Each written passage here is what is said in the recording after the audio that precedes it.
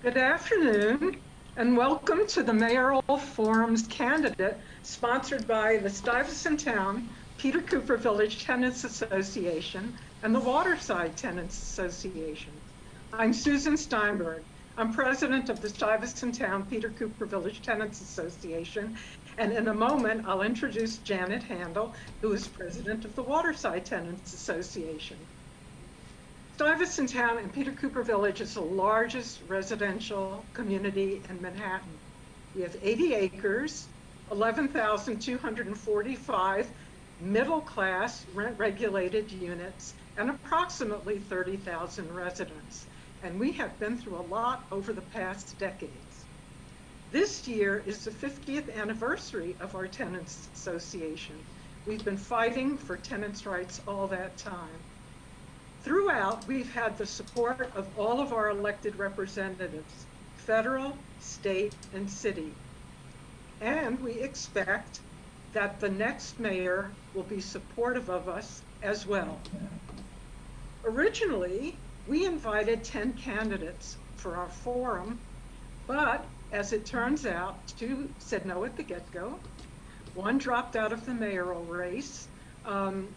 Eric Adams and Maya Wiley said yes, but had problems. And Scott Stringer just dropped out this morning. So our panelists include Sean Donovan, Catherine Garcia, Ray McGuire, and Andrew Yang. Stuyvesant Town is lucky to have, as a neighbor, Waterside. Waterside and Stuyvesant Town work together on major issues of concern. So now I'd like to introduce Janet, who will tell you a little bit about Waterside.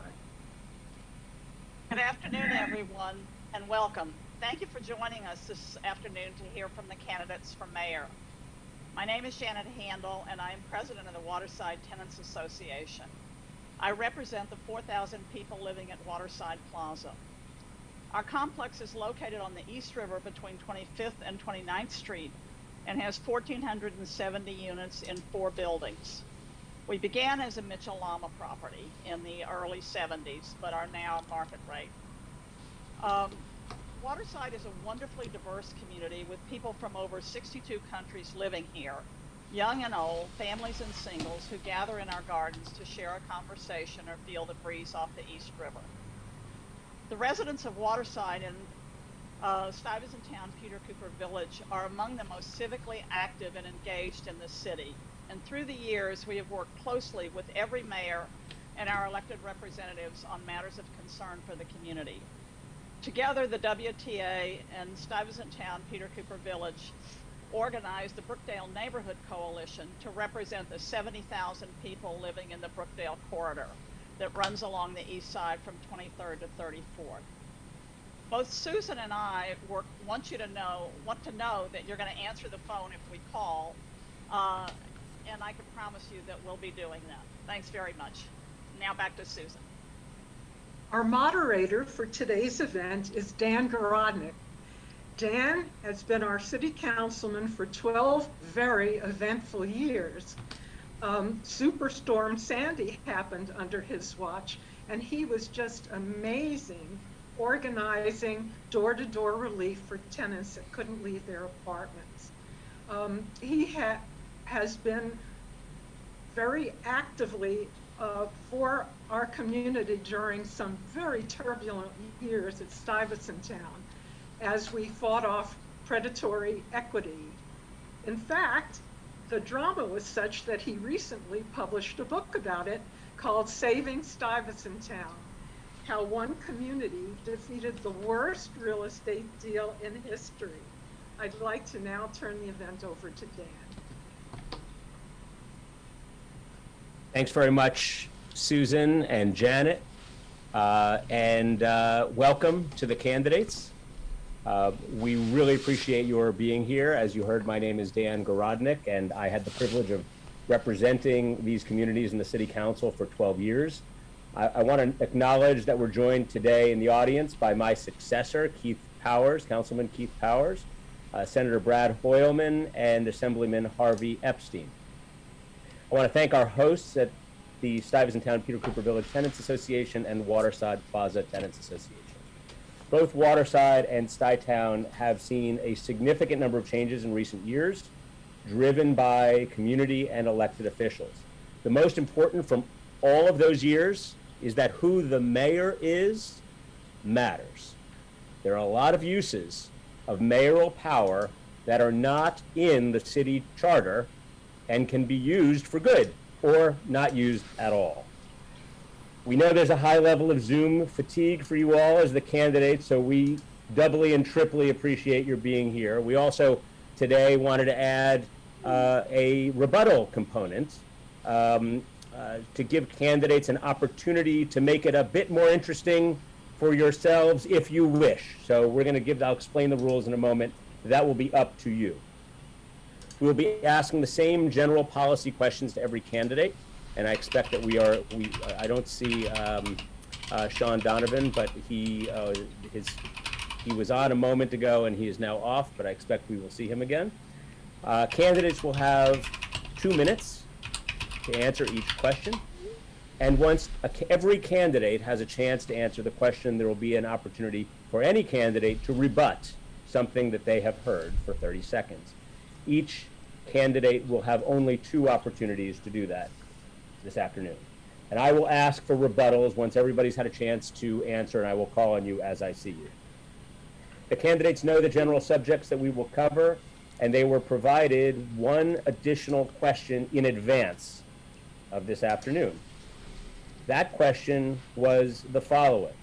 We're going to ask each candidate to share a story that illustrates their ability to act independently in their professional life and to say no to their friends, even if it had a personal or political cost.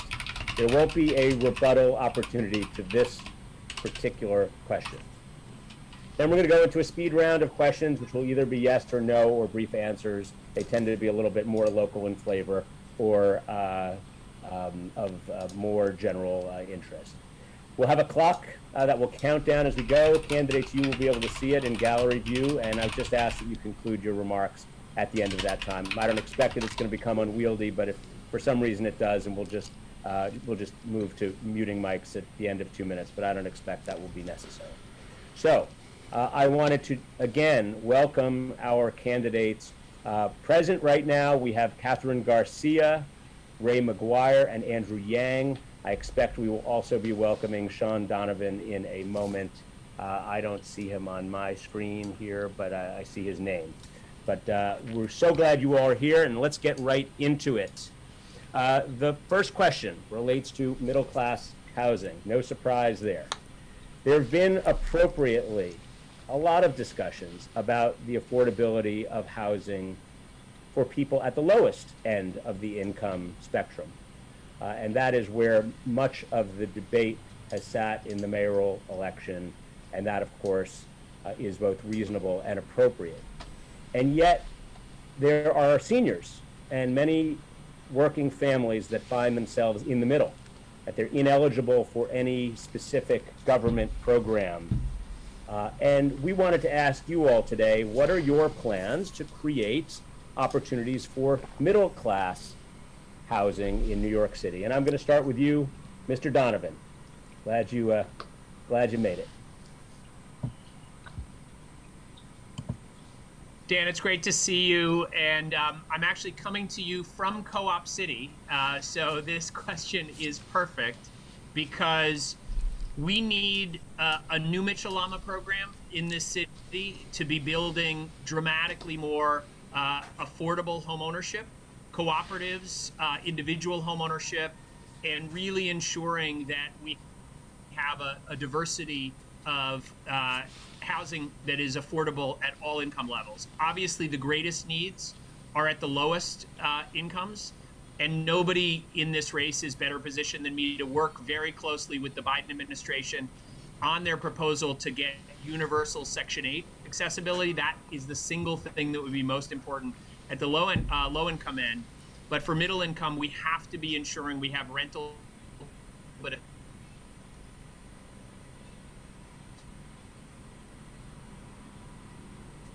especially home ownership programs. And the power of that wealth building has rippled through those families, but also their children and their grandchildren as well. And so I'm a deep believer that homeownership is the forgotten part of our strategy, as well as middle income housing as well. Thank you. Ms. Garcia. Hi, this is Catherine Garcia. We absolutely do need to ensure that there are opportunities for people in the middle to have housing. And this is also why we fundamentally need to be thinking about what our property tax system is and how we are beginning to price out even those in the middle from the city because of how inequitable it is. But we need to have a new Mitchell-Lama program. We need to reinvest at all levels. Of course, we need to make sure that we are doing deeply affordable housing, but at the same time, tackling the issues on property taxes and developing new programs so that my children and everyone else's children can stay and live and raise their children in this city. Thank you, Mr. Yang. Hello, everyone. Thanks for having us, Dan. Thank you, Stuytown and Waterside. I just this week announced a plan to help develop affordable housing, and I agree with the questioner that we need to have more affordable housing at every level. Certainly, deeply affordable housing is the most pressing need, but the process hasn't been helping us in that we have this member deference practice, and I don't know how Keith feels about this, but what it does is it concentrates negative incentives around development of affordable housing, where everyone is for affordable housing in the abstract. But then if you say, hey, how about we're doing it in your district, then all of a sudden some people are less excited about it. So we need a broader perspective on what development priorities are and a more balanced set of incentives. And I proposed a re-examination slash removal of member deference, which I think is an enormous first step to trying to get people the housing that they deserve. Another thing I want to make mention of is that the Housing Rights Initiative identified that landlords are overcharging tenants in rent-stabilized apartments by over $100 million a year. They estimated actually at closer to $1 billion a year. That one way we can help make housing more affordable is by preventing landlords from ignoring the rules and regulations and overcharging. Thank you. Mr. McGuire. Thank you for having me to what is such an important session. The first thing we have to do is to protect what we have.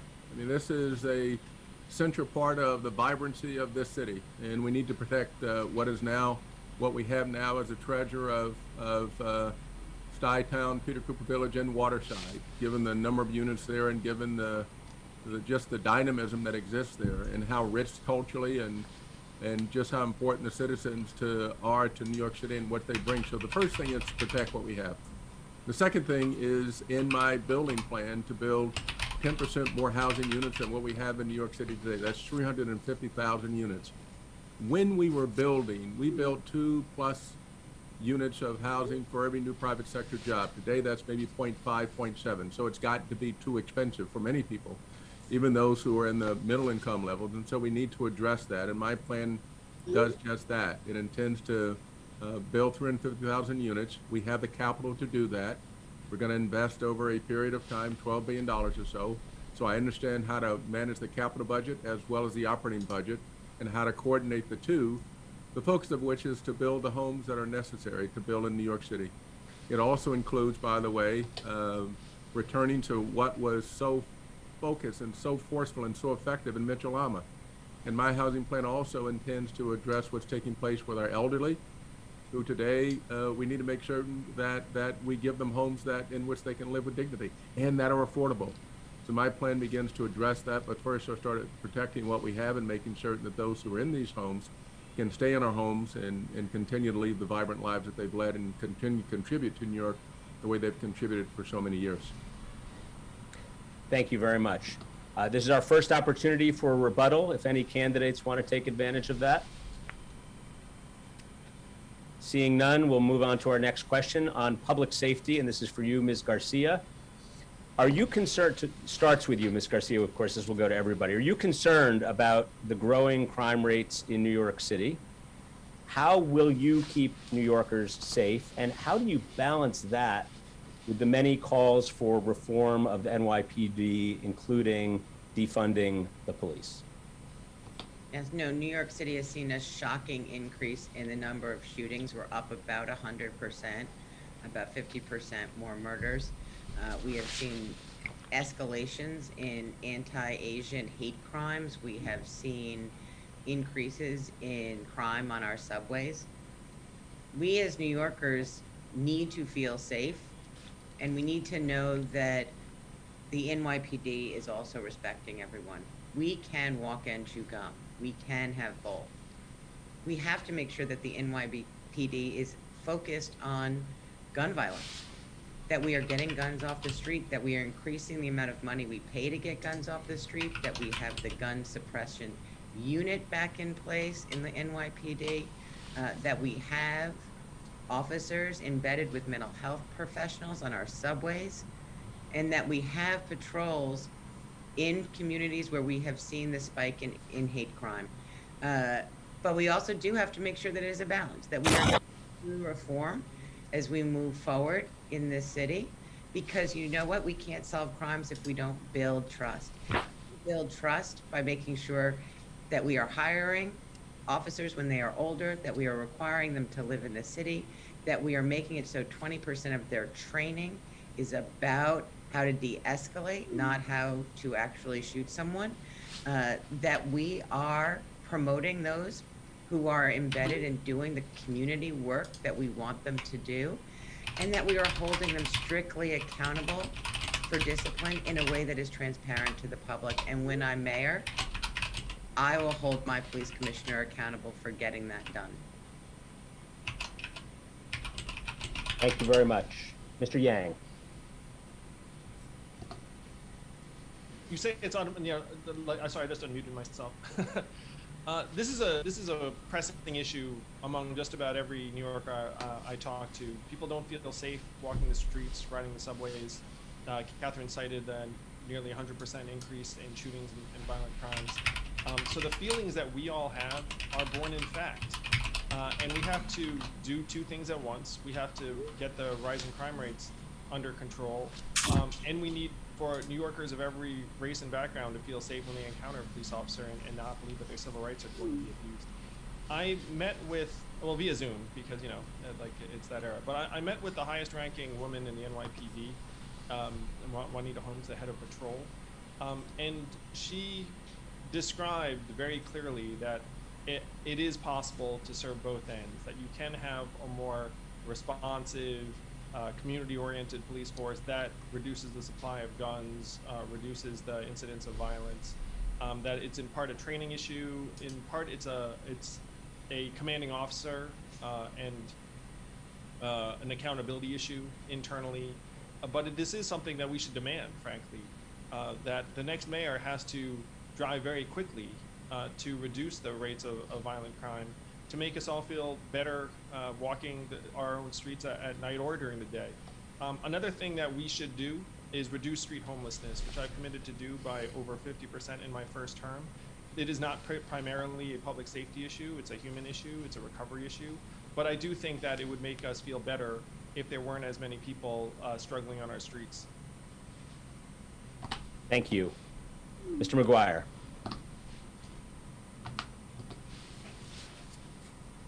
We have entered into a covenant for all those who move to New York City and who want to live here and raise their families. And that covenant is one of safety. It's a covenant of being protected. It's a covenant of not being profiled. As a 6'4", 200-pound black man, I understand how incongruous that may be, but how, in fact, it does not need to be. Having sat on the board of the New York City Police Foundation, understanding how to make change or attempt to affect change from the inside. And so the challenges that we have to deal with are, one, we have to deal with the homelessness, and we have to prevent homelessness, and we have a plan to do that, raveformayor.com. We need to make sure that we come in and intervene for those who are mentally challenged.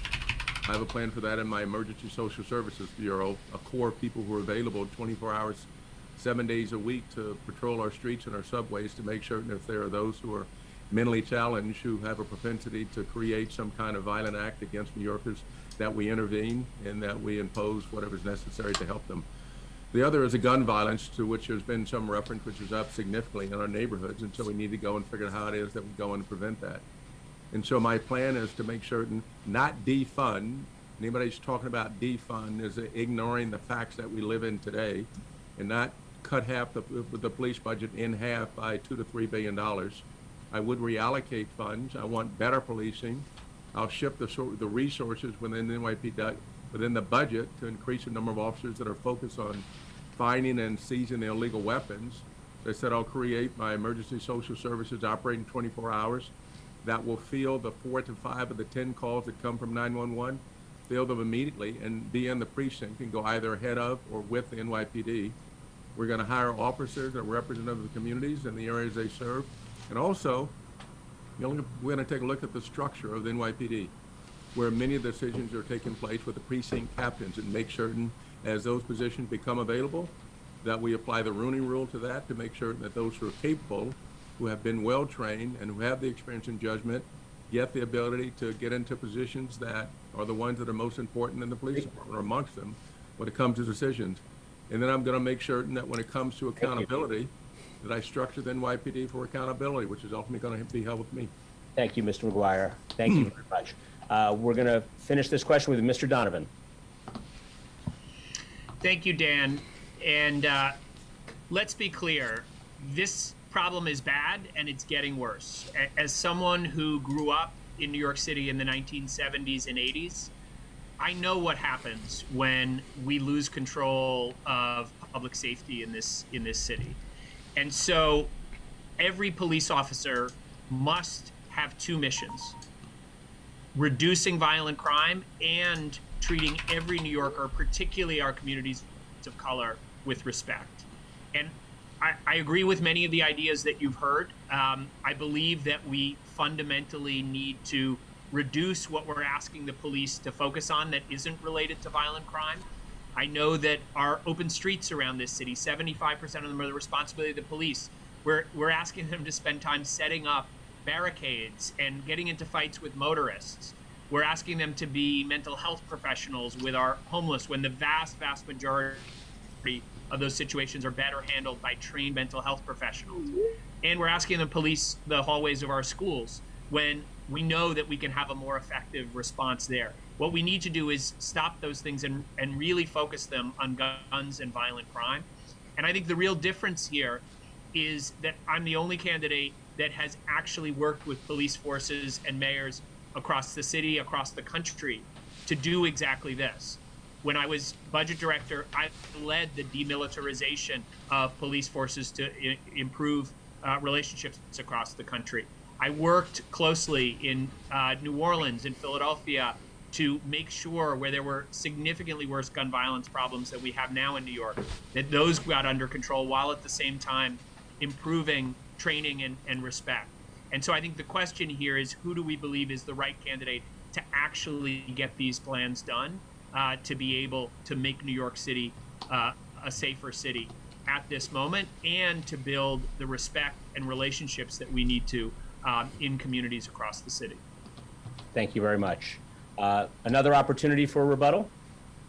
Anybody want to take it? Okay.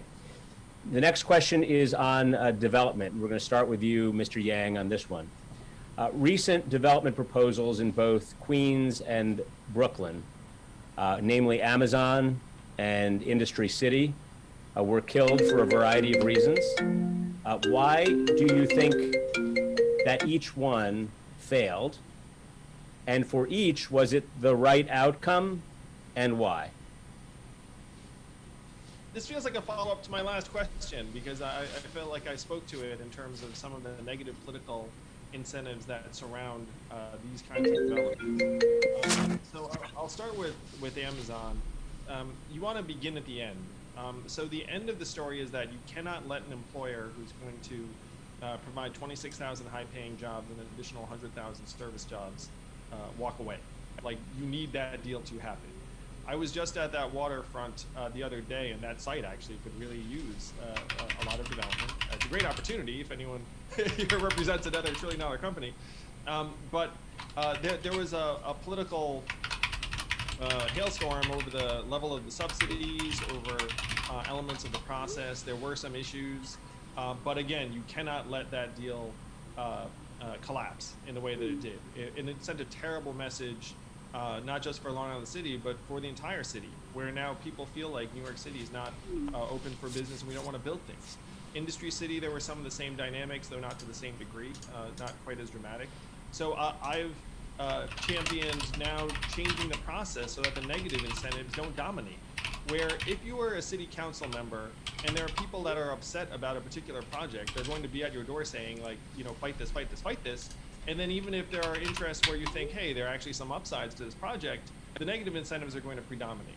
And that's happening in every development conversation around the city, not even these highly visible ones. We have to have a better process with a better, more holistic, citywide view of moving forward if we're going to be able to build in a way that's going to help get us out of the crisis that we're in right now. Thank you. Mr. McGuire.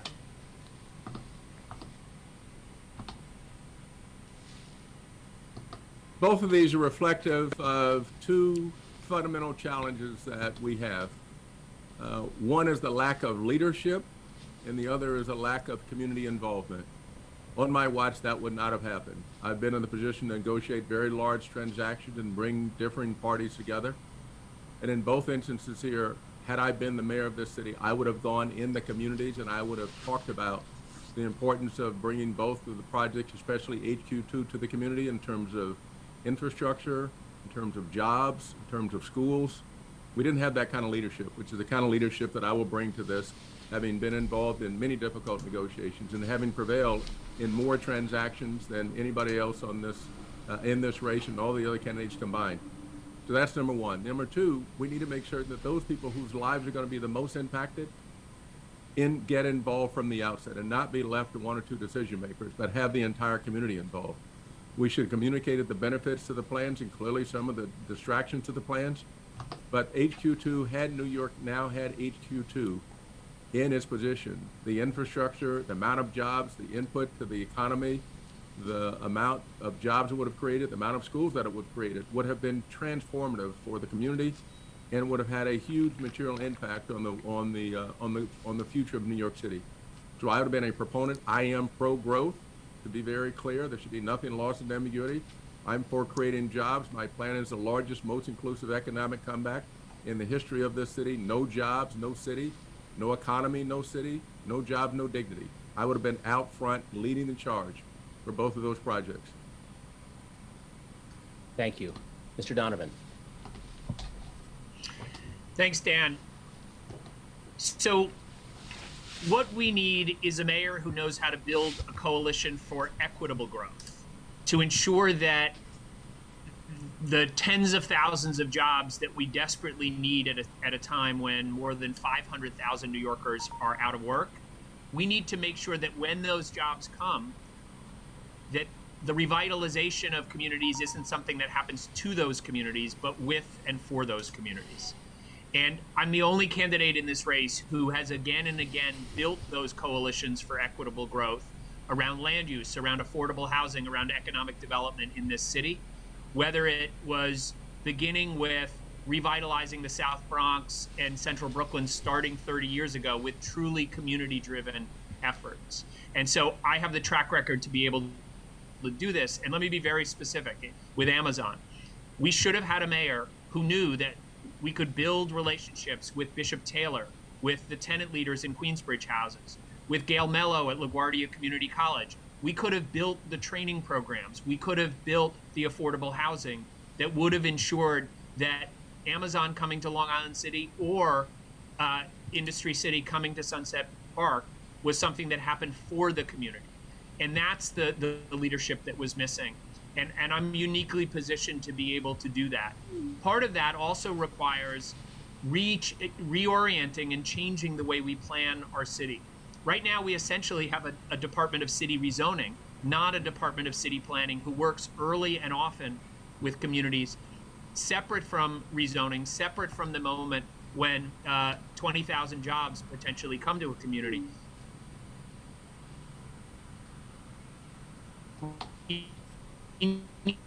to have a plan process that ensures every community income, Black and brown communities, as has been done during the de Blasio administration. So as a trained architect and planner who's worked on these issues, starting with communities 30 years ago to rebuild in a way that happened with and for communities, not to communities, I think I'm a unique candidate in this race to make sure that we bring jobs in the right way and build equitable growth. Thank you. And finally, Ms. Garcia.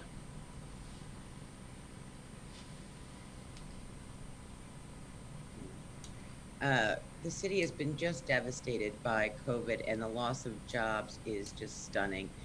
We now have more than 640,000 people who had lost their jobs from COVID. We need to be a city that is growing. And if I had been mayor, we would have gotten both the Amazon and the Industry City located in Sunset Park done, because that is actually jobs not only for the community, but beyond that. Across the city, those are jobs people could have had. And they were really good jobs. A lot of those were unionized jobs, so that we could have seen people able to have middle-class lives. You know, when I'm mayor, I know that I can lead on economic development issues, but it is true that we need to make sure that we are thinking about this as a citywide issue, and looking at how we can make the world of council member deference effective as part of this, and that the entire community is involved, that when we talk about not building housing, that there is a family that isn't getting housing. And when we are talking about not putting in place economic development projects, those are families that are not going to have middle-class jobs. And I have been working through the city system for the last 14 years. I've done $8 billion in capital construction. I understand how to move projects and how to engage with communities for some really challenging ones to get it done. Great. Thank you very much. Thanks to all of you for your responses. I'm going to give another opportunity for rebuttals, which nobody has taken so far, but we'll see if there's any takers here. Seeing none, we'll move on to our next question. Mr. McGuire, this one we're going to start with you. It's a good government question. As mayor, what good government practices will you put in place to protect against a pay-to-play culture and ensure that the public does not have its interests playing second fiddle to special interests? And why are you the best candidate to put the public's interest first? So, you know, I've had to be in a position of leadership, not had to be, I was in a position of leadership, which I had to break down doors to get into, break down doors. When I started in the industry, there were one or two people who looked like me. So I had to break down doors and fight conscious and unconscious bias to get to a leadership position for which I was held accountable with transparency and accountability every day. And I was in receipt of the most confidential information that it could have had impact on financial markets every single day. And I had to make certain that not only was I held accountable for that, but that my team was held accountable for that. So we had strict measures in place as to with whom we would do business, as to what kind of securities that any one of our team members was able to access. And so there's clear transparency and clear accountability. I would do the same thing in my position as a mayor. I would make sure that none of the special interests that are out there are special interests that would get a disproportionate say at the table. And since I don't owe any favors, I'm not a career politician. I'm uniquely positioned. I haven't been in the administration, especially any failed administrations, and I haven't run for any public office. So I don't owe anybody any favors. And so my focus is purely on what's in the best interest of New York City. And I can do that, and I can lead without giving any kind of allegiances to any special interests. My track record and the level at which I've been held in the highest level of scrutiny translates directly into me making certain that we have the highest standards of good governance. Great, thank you very much. Mr. Donovan.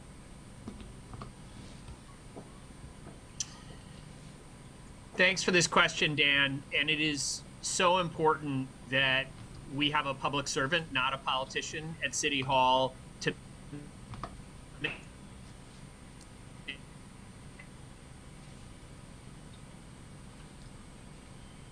ensure that we're not just recoverably ethical. And folks on this Zoom today, New Yorkers, don't have to just trust me on this. Look at a record that I have over decades of public service in not just running government effectively and delivering results, doing more of what works and stopping what doesn't work in government, but also in having a record that has been completely unblemished by any sorts of issues that we have seen too often in government in the last 4 years at the White House, but also the last 8 years at City Hall.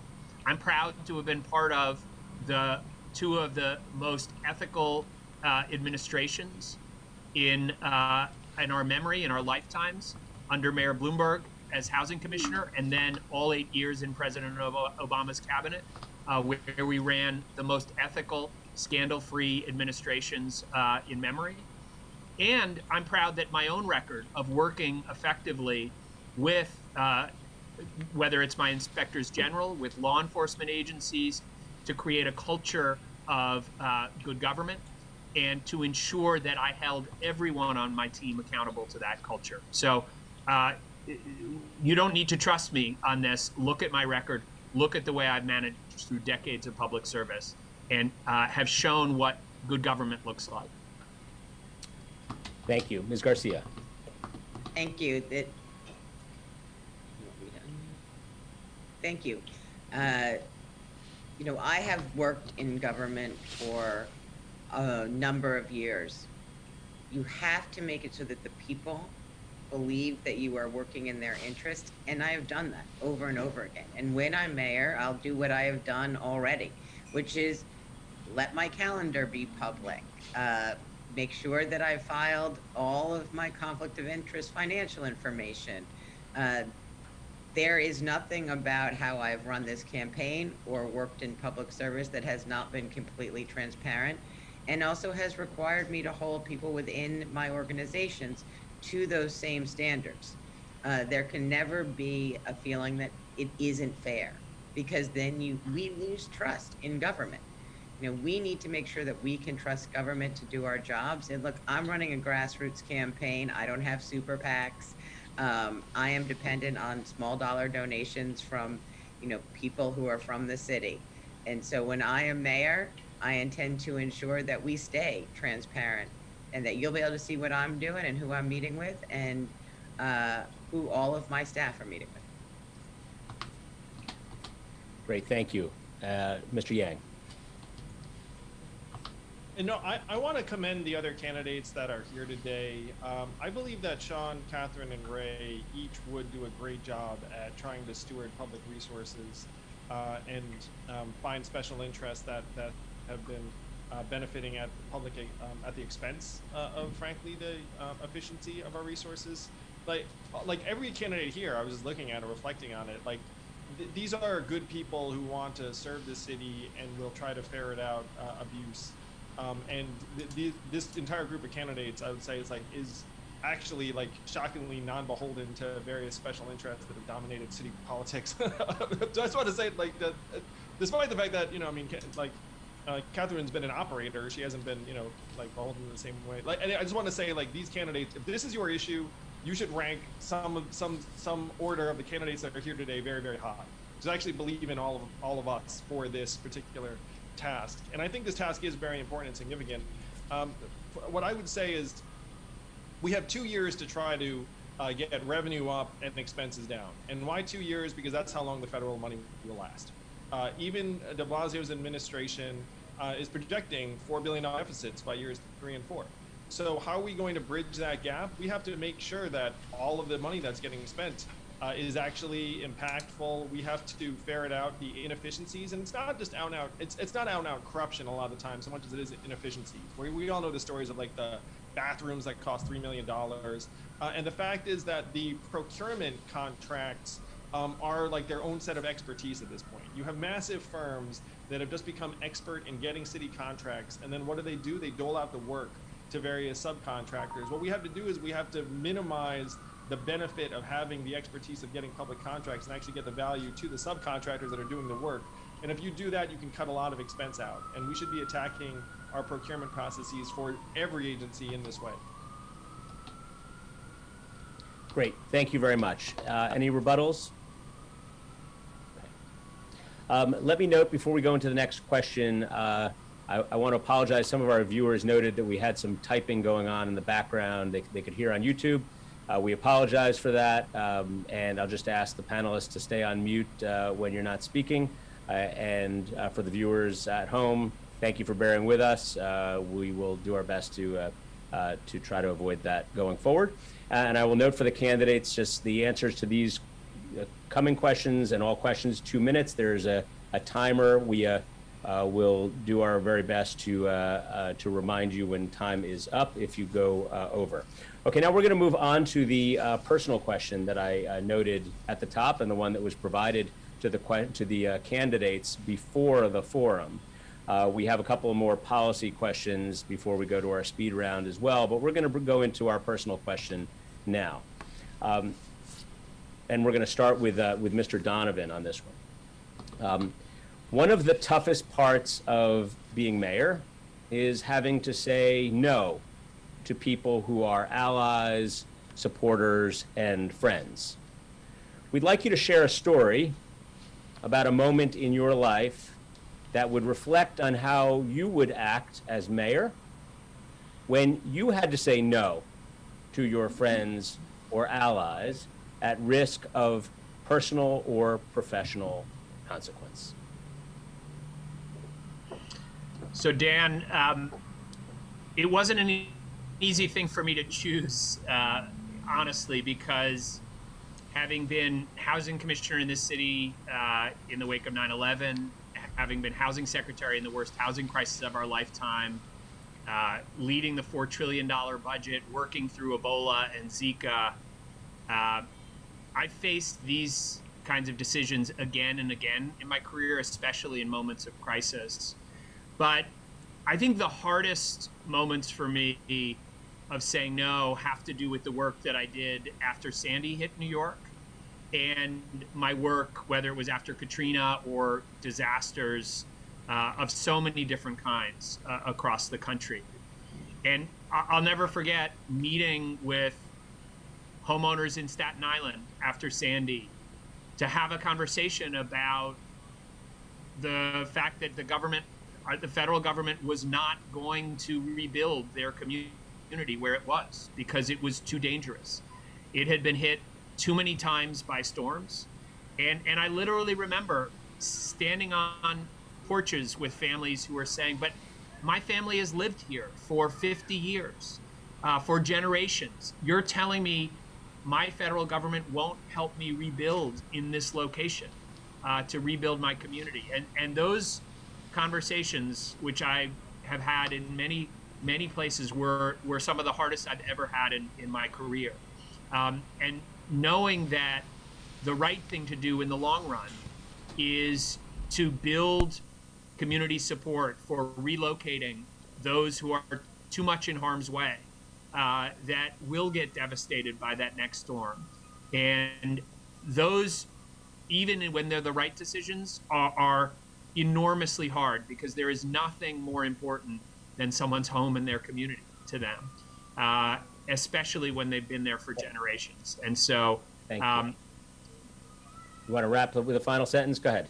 No, look, as you can tell, they're hard, and that's what the next mayor is going to face, is a series of brutally hard decisions, and we need someone who's tested through crisis after crisis. Thank you very much. Ms. Garcia. Yeah, thank you. I have thought about this question as well.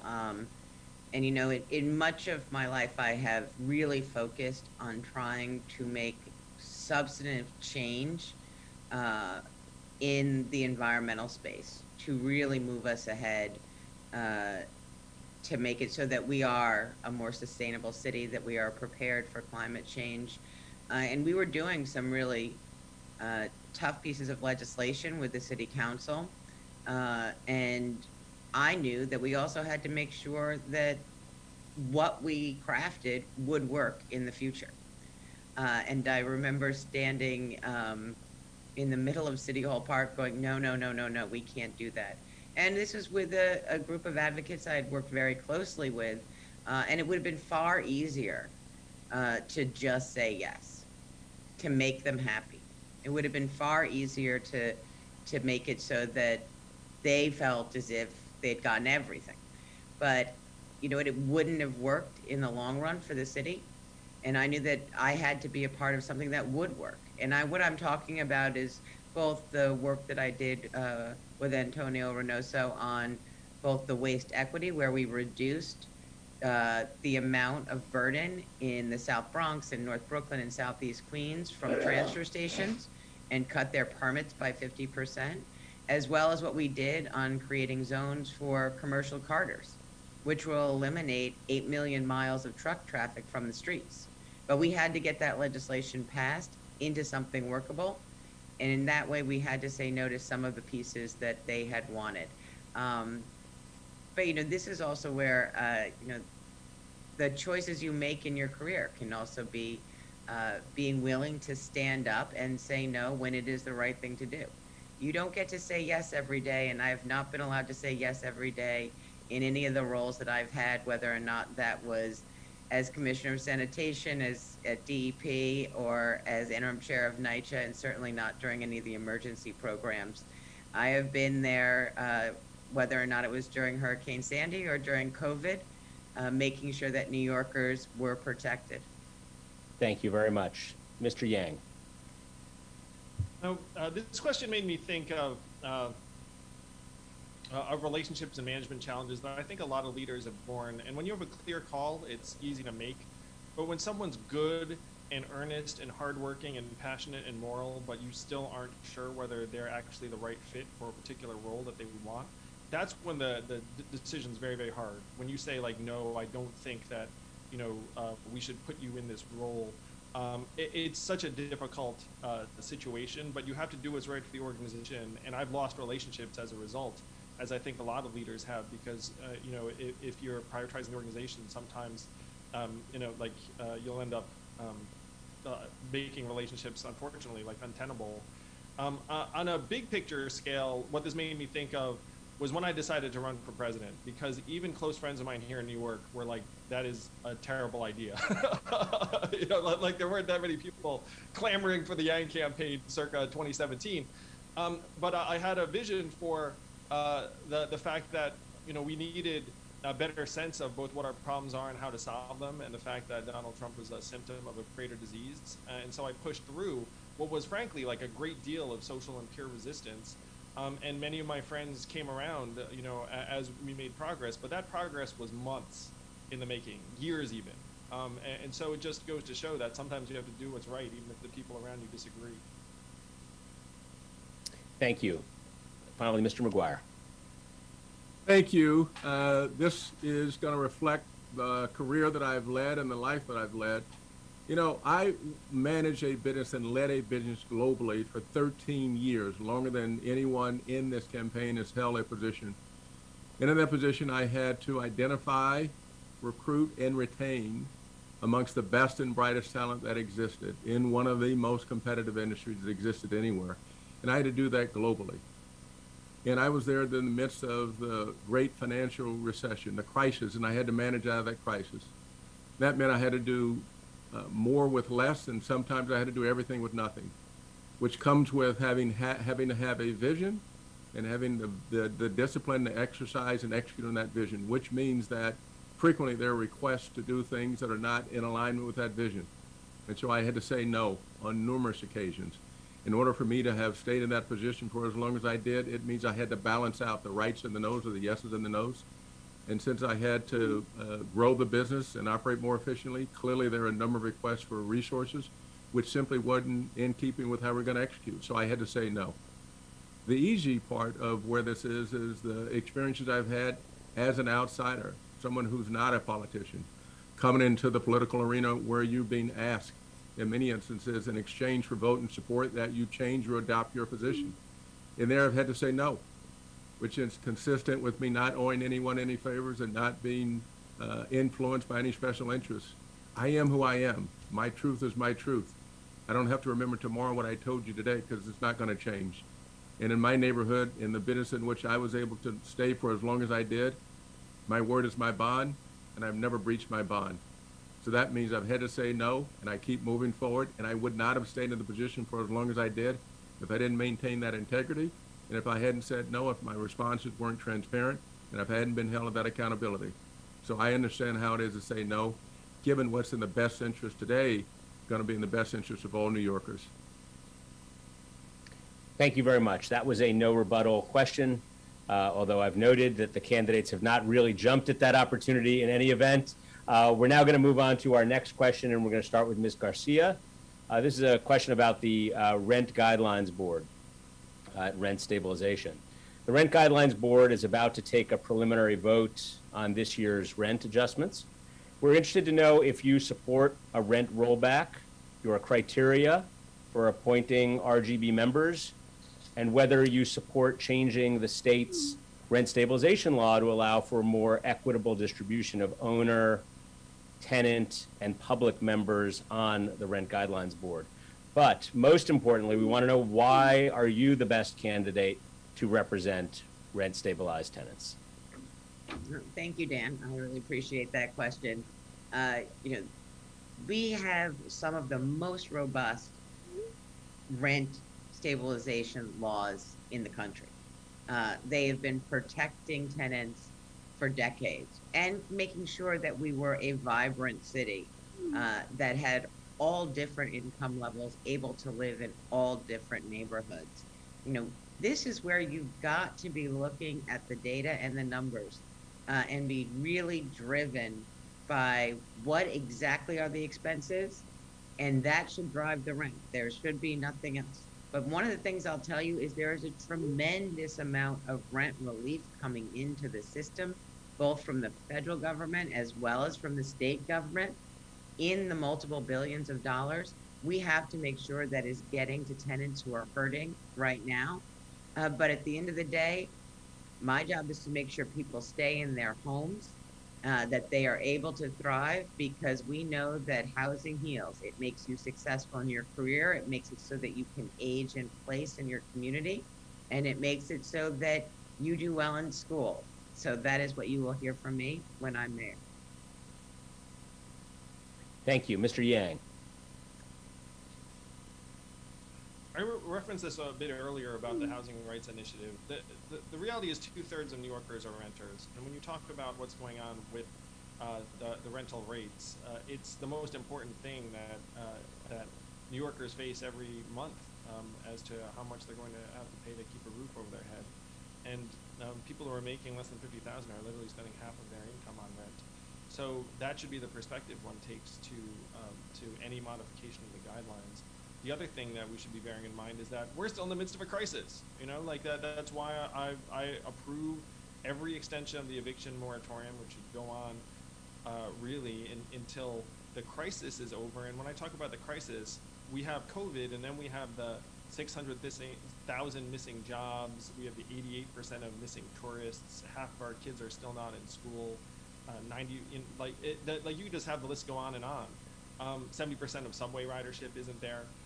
So when you're in the midst of a crisis, the last thing you do, frankly, is increase people's rental expenses. That would be very much the wrong direction to go. If anything, we should be looking at a rollback of some kind. And again, we need to enforce the rules on the books, because a lot of landlords are overcharging tenants who often just, would have no idea. You get something, you pay it. So that's that's where I would lead in terms of the rent stabilization guidelines. Thank you. Mr. McGuire.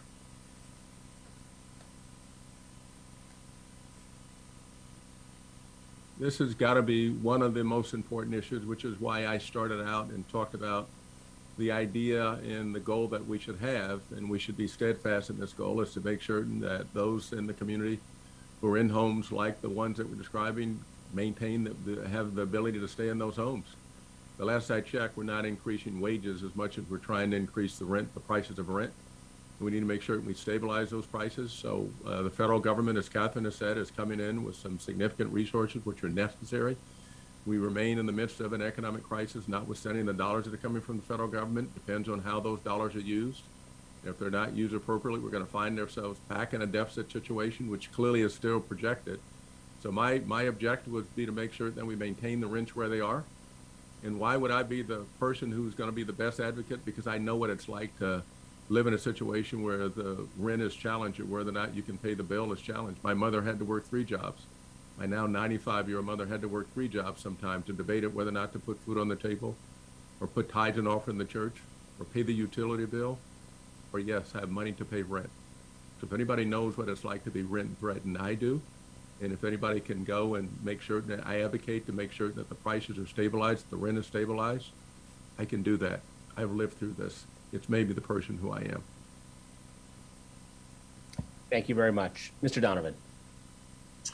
Thank you, Dan. And no one in this race has 30 years of experience leading in housing, going back to volunteering in a homeless shelter in college, coming to work for a nonprofit to rebuild the same neighborhoods I'd seen burning as a child in the 1970s and 80s.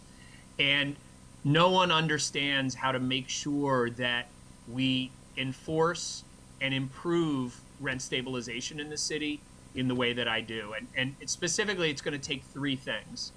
One is really working effectively with the state, because as you all know, ultimately it is the state that is enforcing much of what rent stabilization requires.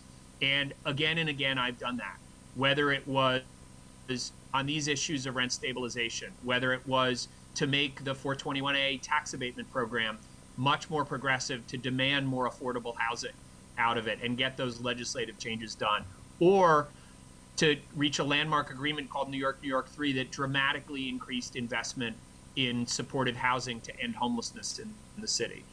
So I am unique in this race to be able to go and have the kind of partnership with the state to ensure that we're enforcing.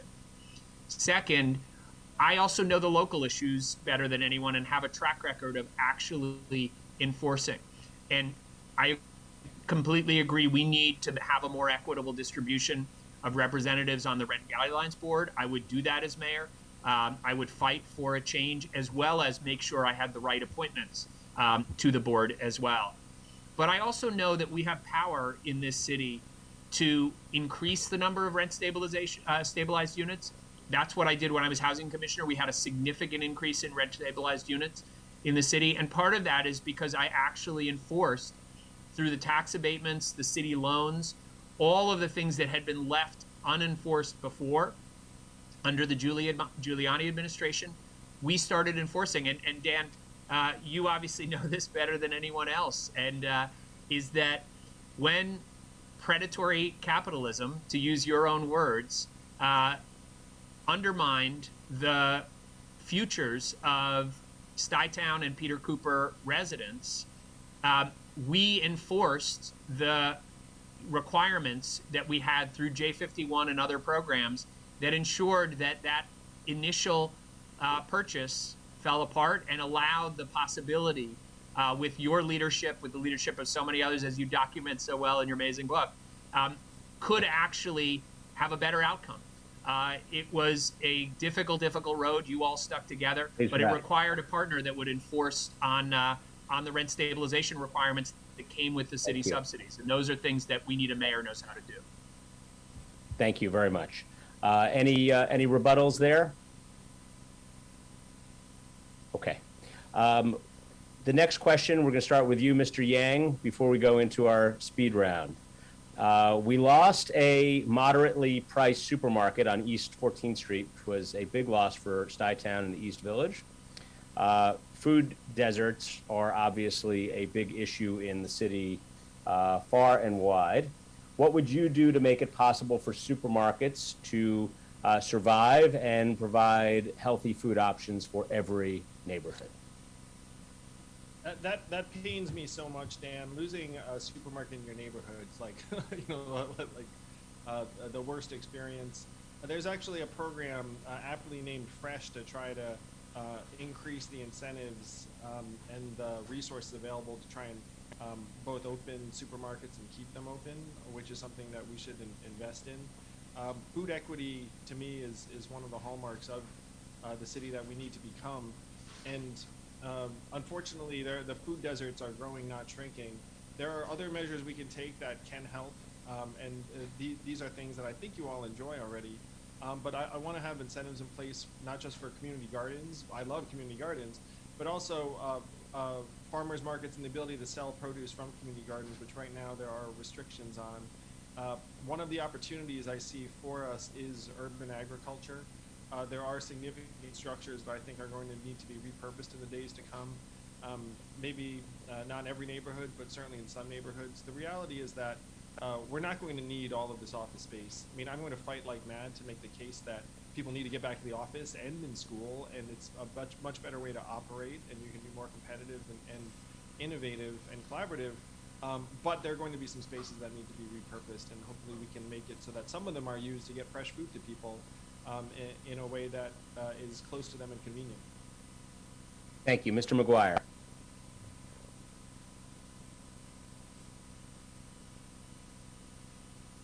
Before I got into this race, one of the studies that I wrote, or at least wrote before it too, were the impact of the systemic inequities in healthcare, in transportation, in the economy, and in education, and in the criminal justice system. The more I've gotten closer here, it is very clear that we live both in food deserts and transportation deserts and healthcare deserts. And one of the ways that we can bridge what you've just described here, and that is the loss of the market. One is my economic comeback plan, which I call the greatest, most inclusive economic comeback plan, 500,000 jobs. 50,000 jobs focus on small businesses, which is what will qualify as one of the neighborhood supermarkets, where I will come in and take care of half of their employees for 1 year, half the wages for their employees, half the wages for 1 year.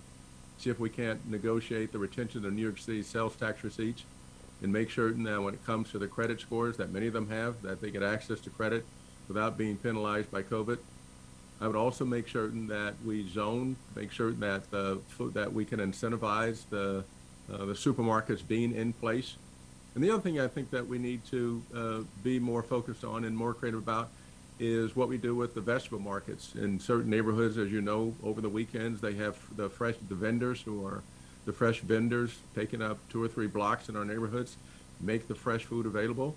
And the other thing is to think about mobile units, mobile fresh food units, which I've seen in many different geographies, which is a way to make sure that we bring the food, fresh vegetables to the community.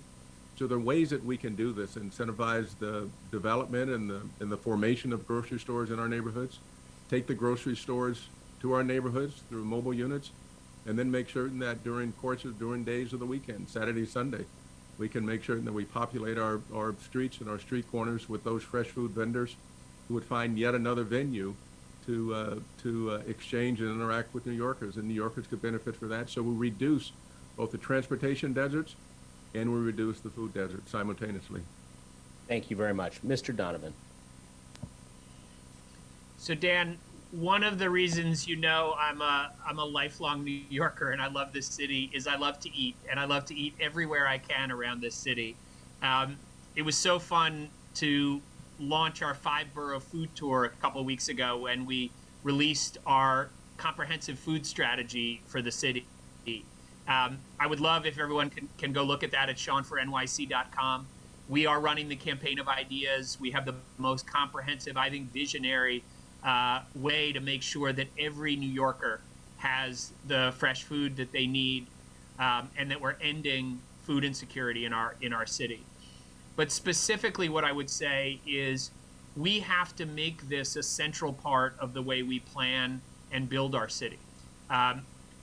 Unfortunately, right now, the single most powerful predictor of a kid's life chances, even their life expectancy in our city, is the zip code they grow up in. We've seen it in COVID. It's not just that COVID has afflicted those communities. It's the underlying health disparities that led to those disproportionate death rates. And a lot of that is the health of our food and the access to fresh food. And so this is why I've proposed that we completely reorient the way we plan and invest in our city around what I call 15-minute neighborhoods, to ensure that every New Yorker has within 15 minutes of their front door everything they need for a life of opportunity. A great school for your kids, housing you can afford, a job that sustains your family, or transportation that gets you there quickly.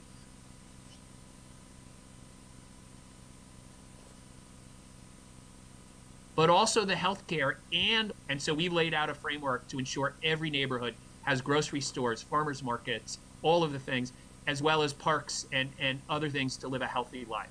And so take a look at SeanForNYC.com, see how we would bring that vision to life so that every New Yorker has opportunity and lives in a 15-minute neighborhood. Thank you. Ms. Garcia. The city suffered from food insecurity before the pandemic. 1 in a million people were food insecure. Now we think that it is over 2 million. I, of course, saw that during COVID when we were delivering 1 million meals a day to people who were sick and who were hungry.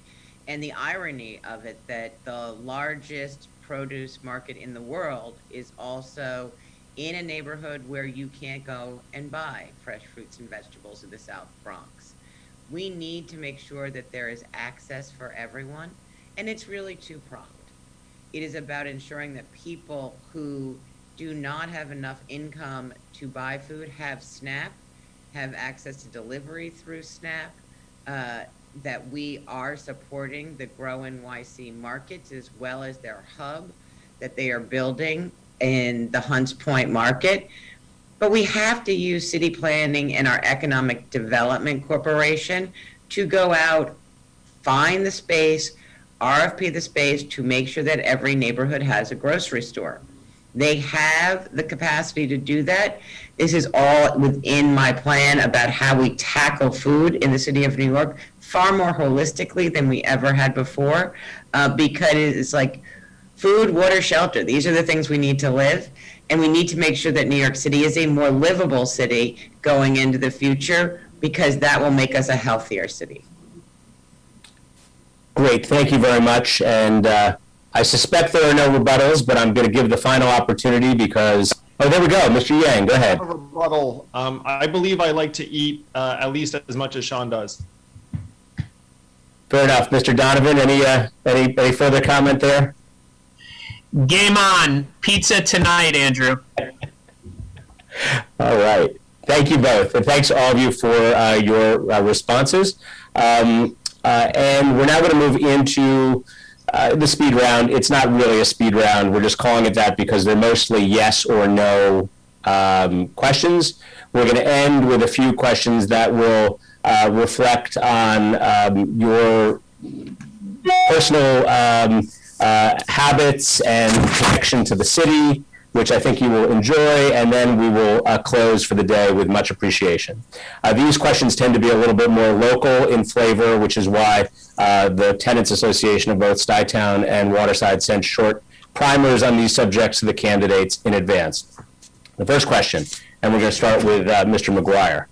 There is a development site that covers 4 acres and a full city block on 25th Street and 1st Avenue, sandwiched in the middle of a healthcare corridor that includes the VA hospital, Bellevue, NYU, the chief medical examiner, the Alexandria Center, and the Department of Health.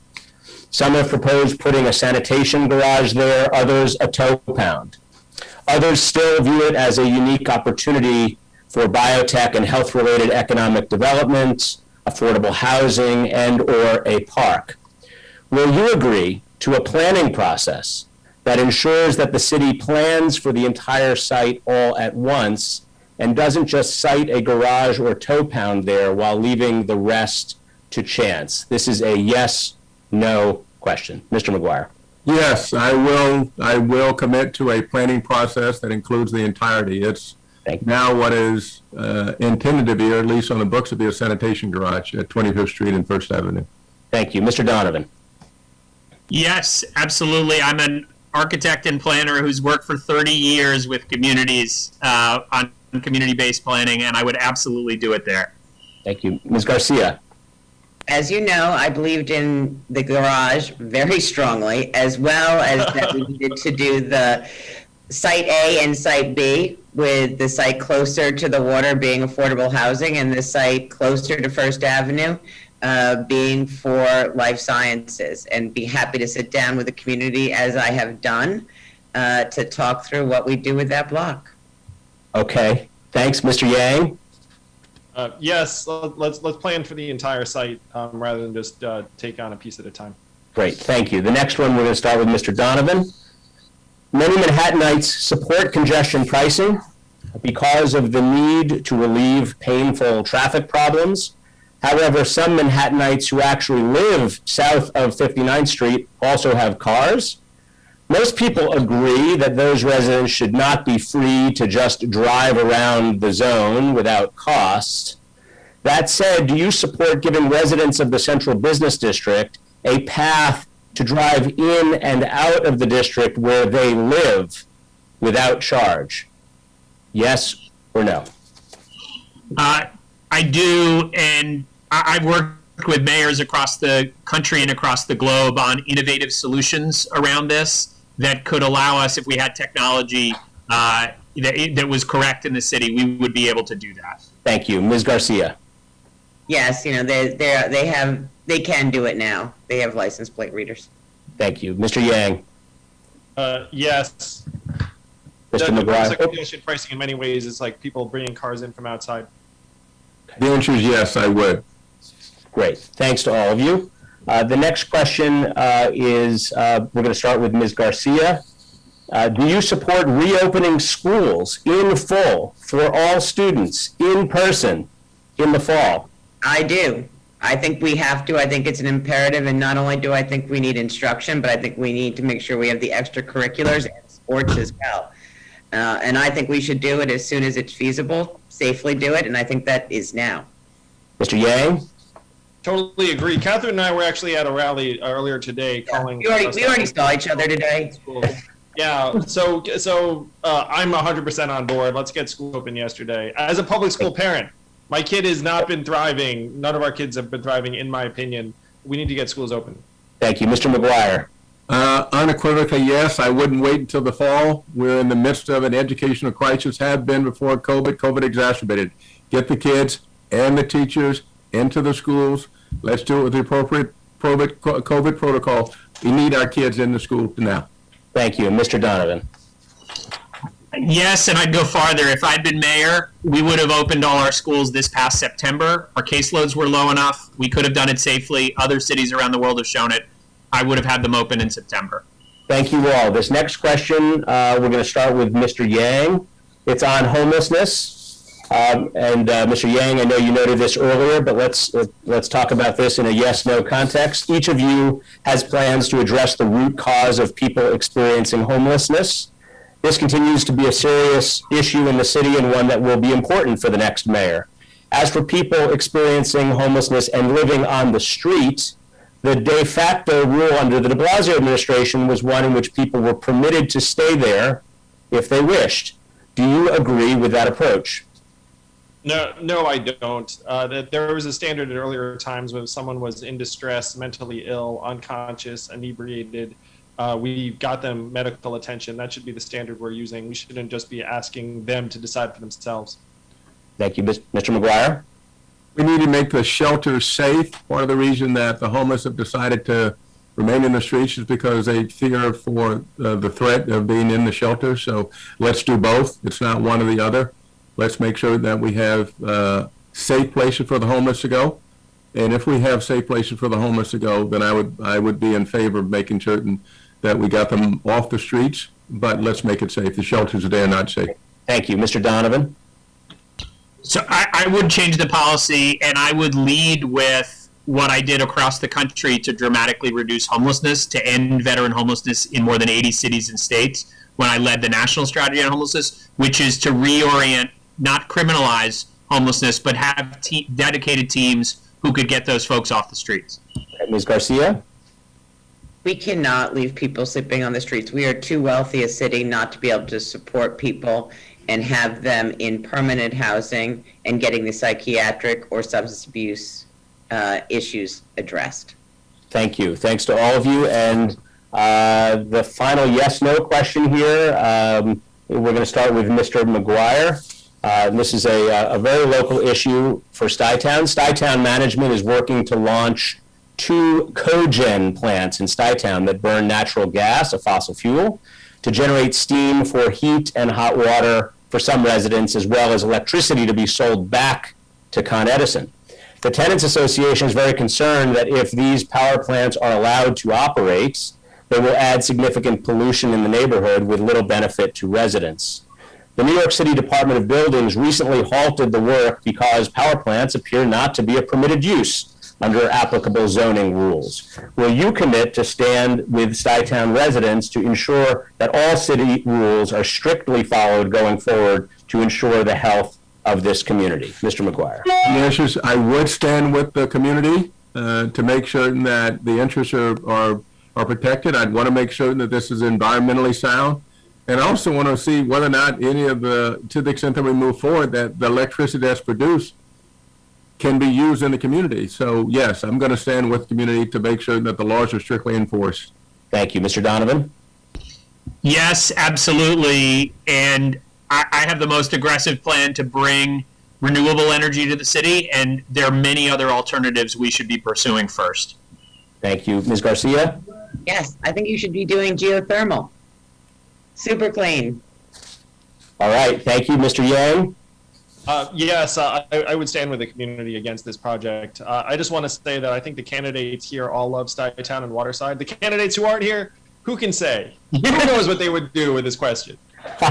Okay, thank you very much. Now we're going to finish off with some more fun, and we're going to start with Mr. Donovan on this one. I'm going to give you each 30 seconds to answer these final questions.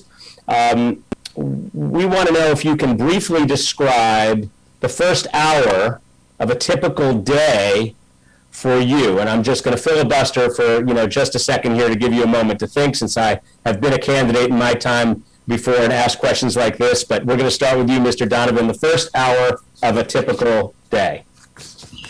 So I will admit that the one thing that's kept me sane through 30 years of a public service career is I am a lifelong runner, whether it's around the reservoir in Central Park, in Brooklyn Bridge Park, which my wife helped design. And most mornings start with a run with my wife and my dog Wiley through Prospect Park these days. Excellent. Thank you. Ms. Garcia. So the first hour of my day is usually all of my briefings for the day hit my inbox at 6 a.m. So that is what I do for the first hour of the day. Well, after I've gotten up and gotten ready, then I do work. Thanks, Mr. Yang. Yeah, I plead guilty as Catherine, where I get all of my briefings, and then I read them and I try and get a bit of exercise in. I'm not as good as Sean, where I'm going for runs outdoors every day, but I just try and get the blood pumping. And if I'm really good, I might even do something to help get my kids ready for school. Thank you. Mr. McGuire. It's called Leo. Leo's our 8-year-old, and Leo hops on my back, and I deliver the package to where he'd like to go, which is on the sofa, so he can begin to get ready for school. And we may play a game, we may read, and then I'll go to get some briefings done after I've taken some coffee. But the first thing I do is deliver the package. That's what Leo calls it. He's our 8-year-old. Thank you very much. Thanks to all of you. And the next one, we're going to start with Ms. Garcia, and I also will filibuster for a couple seconds after I ask the question to give you a second to breathe and think here. If you could live in another neighborhood in New York City, not including where you have ever lived, or Stuyvesant Town, Peter Cooper, and Waterside, the best neighborhoods in the city, of course, where would you live and why? And so that's obviously a tough question for all, but we're going to start with you, Ms. Garcia. That's fine. And since I haven't lived in tons of neighborhoods in New York City, basically just one, I have so many to choose from. But I'm going to go with, if I had to choose a different neighborhood, even though I love them all, I would probably move to Prospect Lefferts, because that's where my 6-year-old and 11-year-old nieces are, and being close to them super important. But there's something to be said with maybe I summer in the Rockaways. Okay, Mr. Yang. I went to school in Morningside Heights, and then I've lived in Hell's Kitchen for 22 years. One of my boys goes to school every day on the Upper West Side, and so I would move to the Upper West Side because I feel like I've kind of been above it, below it, and you know, it's a great area, and it would shorten the delivering of the package, as Ray says. Great, thank you. Mr. McGuire. It would be the Lower East Side. And why would I do that? Because when you're Lower East Side, you get the millennials there in many ways. And that's so much energy and so much creativity and so many small shops there that are reflecting the artisans. I love that part of town. And it's because it's so vibrant, it's so rich, there's so much life there, there's so many artists around there. So that's probably where I would, I've never lived there, I've visited there. It's tough to navigate the streets, but there's so much richness, there's so much culture, and there's so much diversity, and that is where I see New York coming together. Thank you. Mr. Donovan.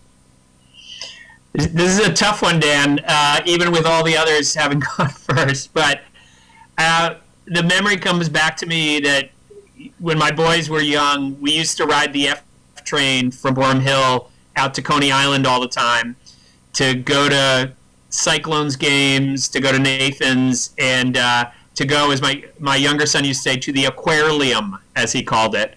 And there's just something about being in New York City and looking at the ocean. So I would probably say Coney Island or the Rockaways. All right, thank you all. And then our last question, and then I'm going to give you each 30 seconds to close and talk directly to Stuyvesant Town, Peter Cooper, Waterside residents, and make your case in 30 seconds before we end. But this is our final question, and we're going to start with you, Mr. Yang. You have guests coming in from out of town, and you only have time to take them to 2 sites or experiences in New York City. And again, I will filibuster for a second or two here to give you a moment to think. What 2 sites or experiences in New York City would they be?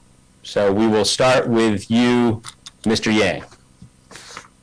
I live in Hell's Kitchen, and I used to bike my boys to school up and down the West Side Highway. So I just think it's like the most beautiful view, even though technically you're looking at New Jersey. But just like going up and down the West Side Highway and that bikeway would be one. And then Central Park would be the other, just because it's so famous and they'll feel like, you know, they're in a movie. Thank you, Mr. McGuire. It would probably be Times Square, because everybody sees the ball falling every New Year's. They're not out, and even if they're out, they're probably watching the ball fall. So it would be Times Square, and it would be the Statue of Liberty. Thank you, Mr. Donovan.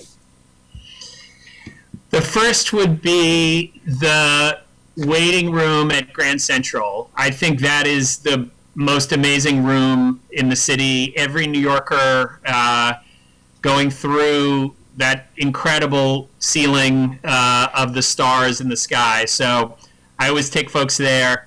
The second would be the Great Hall on Ellis Island. Partly just seeing New York from the water from that place is amazing.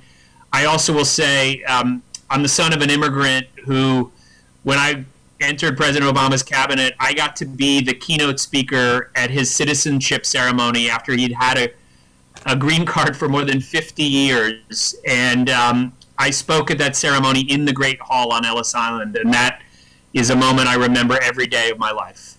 Thank you. Ms. Garcia. Also, I would want to make sure that we saw as much as possible. So we take a trip on the Circle Line and then head into Midtown and go to the top of the Rock. All right. Thank you all for that. Sounds like a good day on all fronts. We appreciate your answers. And so now we're going to wrap. We're going to give each of you 30 seconds to make your case directly to Stuytown, Waterside, Peter Cooper Village residents and beyond, because this video will be available more broadly for the coming weeks. We're going to start with you, Mr. McGuire. So listen, I have been in New York now for 4 decades, and given my lived experiences and given what I've been able to accomplish in New York City, I love New York City. It's where I met my wife. It has done everything for me personally. It's done everything for me professionally. I've been involved in the fabric of the city. Now New York City wants something different. I'm an outsider. I'm not a politician. I don't owe anybody any favors. My sole focus is on what's in the best interest of New York City. And given all the experiences I've had, New Yorkers want someone in whom they can believe, in whom they can trust, who's got receipts, who's not advertising for a campaign, but who recognizes that at a moment in time the city needs a leader in whom they can trust and whom they can believe. And so that's what I bring to you. I bring to you because this is what we need today. I have the leadership and the skills and the receipts to meet the moment of crisis. We got one shot to do this. This should not be someone's first experience leading a large, complex organization where talent is needed, where integrity is needed, where track records and receipts of demonstrated leadership is needed. And that's what I bring to this, which is different to all the others. They had their chance. New Yorkers want something new. They want a competent leader who's inclusive, and my greatest, most inclusive economic comeback plan includes all New Yorkers, especially those who've been excluded up to this point in time. Go to rayformayor.com, and I'm your next leader. Thank you very much, Mr. McGuire. Mr. Donovan. Thank you, Dan, and thank you all for joining today. I hope you've heard that I am the right person to be mayor at this moment of crisis for 3 reasons. Because I have led again and again through the toughest crises in this city and this country. Because I have the biggest, boldest ideas for the future of our city. And because I have the experience at all levels of government to make those ideas real in the everyday lives of every New Yorker. I also hope you've heard that I have stood by you as a leader in housing in this city for more than 30 years. I made sure that we preserved affordability at Stuytown and Peter Cooper through the difficult days. I also, in my very first role in public service, negotiated the deal that kept Waterside affordable, going back to the Clinton administration. And again, I've been there to ensure you could remain in your homes, that we fought back against the very vulture capitalism that, Dan, you wrote about. And so I believe I have earned the right to be your next mayor at this moment of crisis. And I know that we can repair and rebuild our city, but that we can also reimagine it as a city that works for everyone. So thank you. Thank you for joining. Would love to have your support. Please go to SeanForNYC.com and find out about our campaign of ideas. Thank you very much. Ms. Garcia. Thank you so much for having me. I am a lifelong New Yorker. I deeply love this city. I have been in service to you for the last 14 years, whether or not that was delivering your water from DEP or plowing your snow or picking up your garbage, or with Stuytown, actually having you be one of the biggest complexes that ever participated in the compost program. And 4 tons a week was pretty good. I can't wait to bring that back when I'm mayor. But I have been here for all of the crises that the city has faced. I was boots on the ground all through COVID, making sure people got fed. I have the experience and the understanding about how government works to deliver for you, to make sure we are making it a more livable city for all New Yorkers, and that we are keeping it affordable, so that I can stay here, so that you can stay here, and so that my children can stay here. It's time to roll up our sleeves and get to work, and that is what I intend to do, and I hope that I have earned your support as we move forward. Thank you very much. Mr. Yang. Thank you so much, Stuytown, Peter Cooper Village, Waterside, Tenants Associations. You all are such passionate leaders in your community, and I know that in part because you're here with us today in this format. We have to get our city back on its feet. None of us has seen anything like this. It's badly wounded. We need to get our streets feeling safe again. We need to reduce homelessness. We need to develop more affordable housing. But I'm not someone who thinks the government has all of the answers or all of the energy. The big task ahead of us is that we have a municipal budget of $95 billion or so to activate a $1 trillion economy plus in 2 years. That means you're using 9.5% to activate the other 91%. So we're going to need a mayor who's not only just getting our government working better, but also activating the private sector, the philanthropic sector, even the tech sector to solve some of the problems that we've been struggling with for years. I would love to do this work alongside you. You're a great community and a great neighborhood. We have to get it feeling great again. Thank you very much, Mr. Yang. Thank you to all of our candidates. I want to just close by saying on behalf of the Stuyvesant Town, Peter Cooper Village, Tenants Associations, and the Waterside Plaza Tenants Association, we are very grateful to you for your participation today. I also want to give a particular thanks to Susan Steinberg and Janet Handel, the presidents of each of those associations, and also to Sandro Sherrod, who was working his magic behind the scenes today to make this all possible. And of course, to our candidates, Sean Donovan, Catherine Garcia, Ray McGuire, and Andrew Yang, we are incredibly grateful that you spent a part of your afternoon with us today. We know how many forums there are. We know how much time it takes. We are deeply appreciative and know that you understand the importance of these communities to the city. To those who are watching, the primary is on June 22. We encourage you to cast your votes. Thanks, everybody.